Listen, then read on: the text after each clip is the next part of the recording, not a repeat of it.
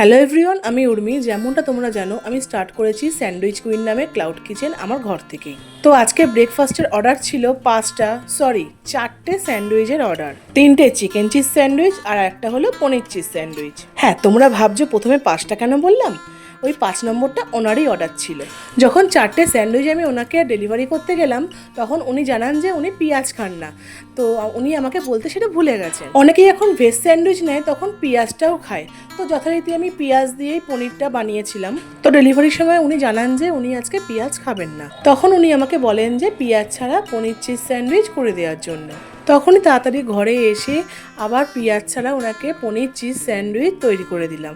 তো তোমাদেরকে আমি একটা কথা বলি, যারা যারা ভেজ স্যান্ডউইচ অর্ডার করবে তারা প্লিজ একটু মেনশন করে দিও যে ওর মধ্যে পেঁয়াজ অ্যাড হবে কি হবে না। কারণ অনেকে ভেজের সাথে তো পেঁয়াজও খায়, তো তাই জন্য বললাম। তো পরের স্যান্ডউইচটা আমি আধা ঘন্টা টাইম দিয়েছিলাম, কিন্তু আধা ঘন্টার আগেই আমার হয়ে গেছিলো। তারপর ওনাকে আবার ডেলিভারি করে দিয়ে এলাম। তো তোমরা অনেকেই ভাবো যে একটা কি দুটো স্যান্ডউইচ করতে এত টাইম লাগে?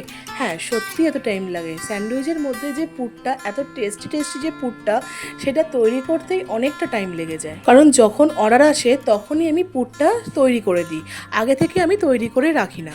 তো যদি তোমরা এরকম টেস্টি টেস্টি স্যান্ডউইচ খেতে চাও, তাহলে অবশ্যই স্ক্রিনে দেওয়া নাম্বারে যোগাযোগ করতে পারো।